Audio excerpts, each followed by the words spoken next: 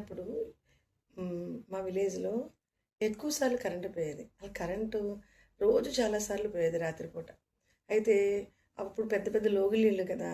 అవి ఎక్కడో ఒక మీదే మూల ఉండేవాళ్ళం మేము. కరెంటు పోగానే చాలా భయమేసేది. గట్టిగా అరుచుకుంటూ, గట్టిగా అరుచుకుంటూ అమ్మ, అమ్మ అంటూ వెళ్ళేవాళ్ళం. ఒకసారి అమ్మ కూర్చోబెట్టి చెప్పింది, "చీకట్లో భయపడవసరం లేదు. మనం ఎక్కడ ఉన్నా సరే మీరు వెంటనే హనుమాన్ తలుచుకోండి. మీరు హనుమాన్ తలుచుకోగానే ఆయన వెన్నంటే ఉంటాడు మన వెనకాలే. చీకట్లో మనం భయపడాల్సిన పని లేదు. హనుమాన్ తలుచుకోండి. హనుమాన్ చాలీసా పఠించండి" అని హనుమాన్ చాలీసా నేర్పించింది. అప్పటి నుంచి కరెంట్ పోయినప్పుడు హనుమాన్ చాలీసా గట్టిగా పఠిస్తూ చాలా ధైర్యంగా నెమ్మదిగా అమ్మ దగ్గరికి వెళ్ళేవాళ్ళం. ఎక్కడా భయం అనిపించేది కాదు. అలాగా చీకటంటే భయం పోయింది.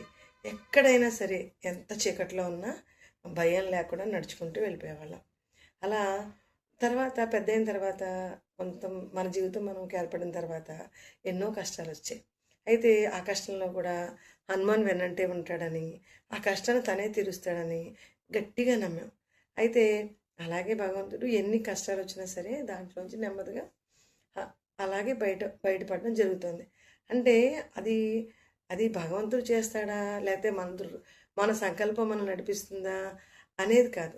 కాకపోతే ఏంటంటే మనల్ని ఎందరో బాధ పెడుతూ ఉంటారు. ఎన్నో విధాలుగా హింసిస్తూ ఉంటారు. చాలా బాధలు పడుతూ ఉంటాం. అలాంటప్పుడు వీళ్ళందరి నుంచి రక్షించడానికి మనల్ని కాపాడే వాళ్ళు ఎవరు ఉండరు.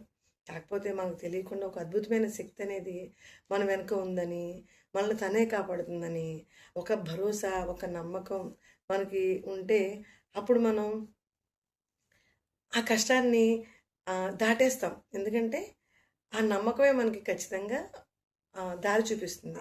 అలాగే ఆ నమ్మకమే మనల్ని ఓడిపోకుండా చేస్తుంది.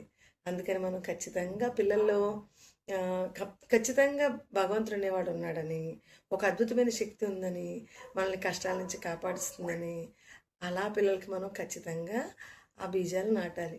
అప్పుడు వాళ్ళు చాలా ధైర్యంగా వాళ్ళు కూడా ఏమైనా కష్టం వచ్చినప్పుడు భగవంతుడు ఉన్నాడని ఒక నమ్మకంతో ఎవరో వాళ్ళు రక్షిస్తారని ఒక నమ్మకంతో వాళ్ళ జీవితాన్ని చాలా చక్కగా ముందుకు తీసుకువెళ్తారు.